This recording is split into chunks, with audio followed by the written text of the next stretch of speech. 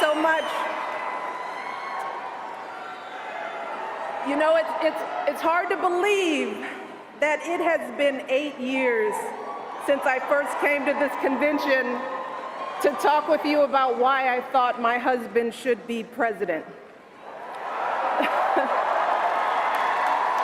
Remember how I told you about his character and conviction, his decency and his grace, the traits that we've seen every day that he served our country in the White House. I also told you about our daughters, how they are the heart of our hearts, the center of our world, and during our time in the White House, we've had the joy of watching them grow from bubbly little girls into poised young women, a journey that started soon after we arrived in Washington, when they set off for their first day at their new school. I will never forget that winter morning as I watched our girls, just 7 and 10 years old, pile into those black SUVs with all those big men with guns. And I saw their little faces pressed up against the window, and the only thing I could think was, what have we done? See, because at that moment, I realized that our time in the White House would form the foundation for who they would become, and how well we managed this experience could truly make or break them. That is what Barack and I think about every day as we try to guide and protect our girls through the challenges of this unusual life in the spotlight. How we urge them to ignore those who question their father's citizenship or faith.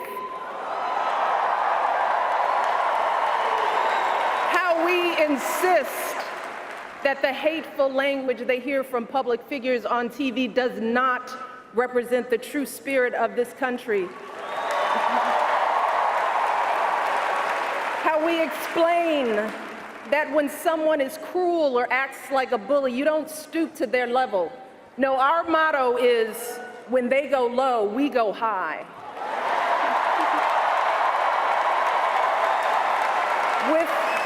With every word we utter, with every action we take, we know our kids are watching us.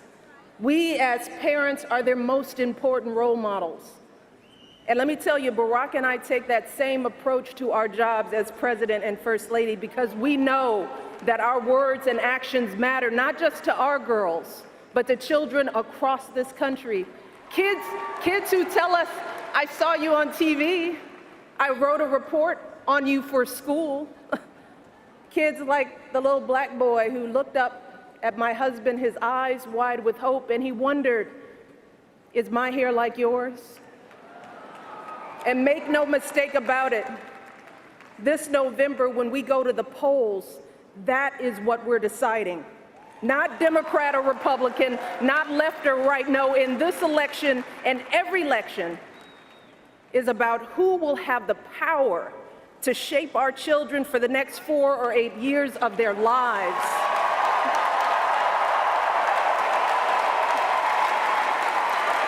And I am here tonight because in this election, there is only one person who I trust with that responsibility. Only one person who I believe is truly qualified to be President of the United States, and that is our friend, Hillary Clinton.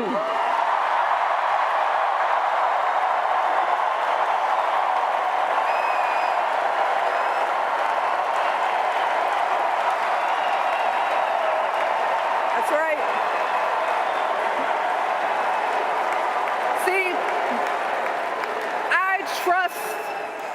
I trust Hillary to lead this country because I've seen her lifelong devotion to our nation's children. Not just her own daughter, who she has raised to perfection, but every child who needs a champion. Kids who take the long way to school to avoid the gangs. Kids who wonder how they'll ever afford college. Kids whose parents don't speak a word of English but dream of a better life. Kids who look to us to determine who and what they can be. You see, Hillary has spent decades doing the relentless, thankless work to actually make a difference in their lives. Advocating for kids with disabilities as a young lawyer, fighting for children's health care as First Lady, and for quality child care in the Senate. And when she didn't win the nomination 8 years ago, she didn't get angry or disillusioned.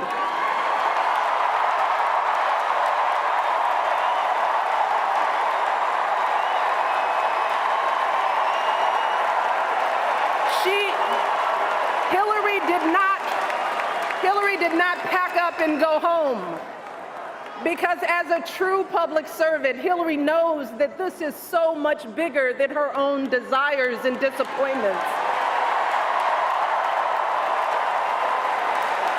So she proudly stepped up to serve our country once again as Secretary of State, traveling the globe to keep our kids safe. And look, there were plenty of moments when Hillary could have decided that this work was too hard, that the price of public service was too high, that she was tired of being picked apart for how she looks or how she talks or even how she laughs. But here's the thing. What I admire most about Hillary is that she never buckles under pressure. She never takes the easy way out. And Hillary Clinton has never quit on anything in her life.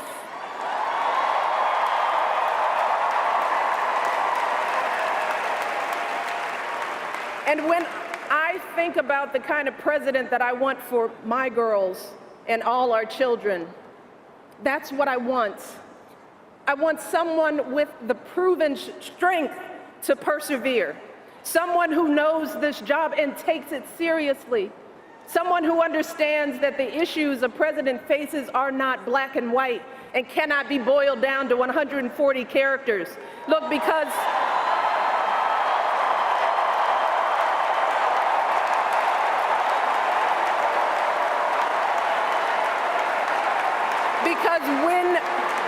when you have the nuclear codes at your fingertips and the military in your command, you can't make snap decisions. You can't have a thin skin or a tendency to lash out. You need to be steady and measured and well-informed.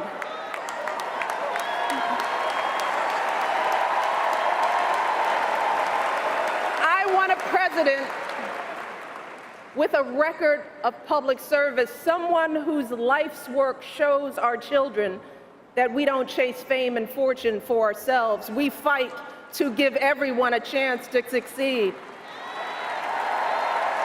And we give back even when we're struggling ourselves, because we know that there is always someone worse off. And there, but for the grace of God, go I.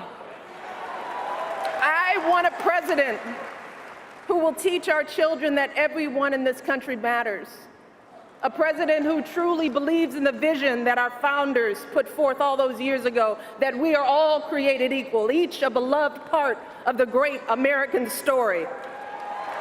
And when crisis hits, we don't turn against each other. No, we listen to each other. We lean on each other, because we are always stronger together.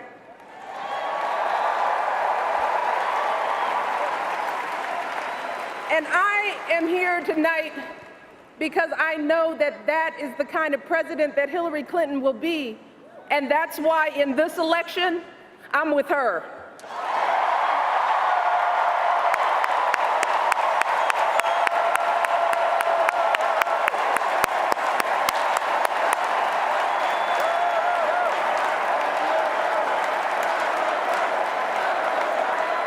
You see, Hillary understands that the president is about one thing and one thing only. It's about leaving something better for our kids. That's how we've always moved this country forward, by all of us coming together on behalf of our children. Folks who volunteer to coach that team, to teach that Sunday school class, because they know it takes a village. Heroes of every color and creed who wear the uniform and risk their lives to keep passing down those blessings of liberty. Police officers and protesters in Dallas who all desperately want to keep our children safe. People who lined up in Orlando to donate blood because it could have been their son, their daughter in that club.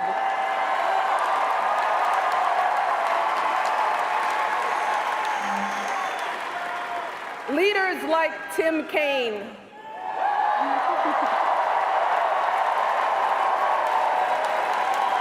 who show our kids what decency and devotion look like. Leaders like Hillary Clinton, who has the guts and the grace to keep coming back and putting those cracks in that highest and hardest glass ceiling until she finally breaks through, lifting all of us along with her. That is the story of this country, the story that has brought me to this stage tonight, the story of generations of people who felt the lash of bondage, the shame of servitude, the sting of segregation, but who kept on striving and hoping and doing what needed to be done so that today I wake up every morning in a house that was built by slaves.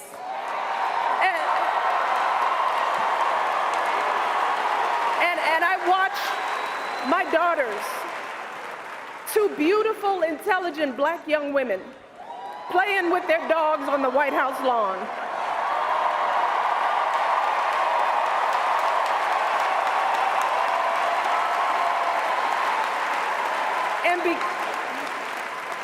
And because of Hillary Clinton, my daughters and all our sons and daughters now take for granted that a woman can be president of the United States.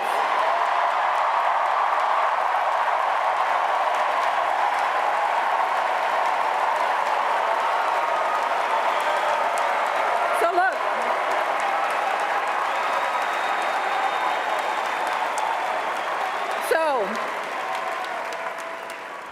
don't let anyone ever tell you that this country isn't great, that somehow we need to make it great again, because this right now is the greatest country on earth.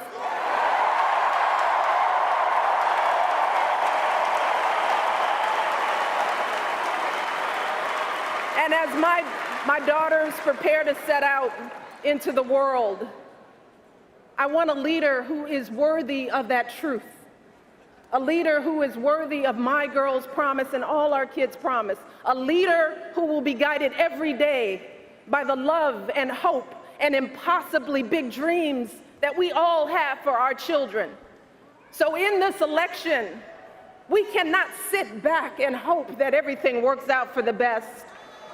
We cannot afford to be tired or frustrated or cynical. No, hear me.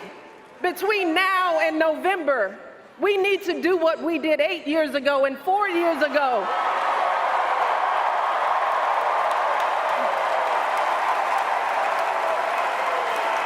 We need to knock on every door. We need to get out every vote.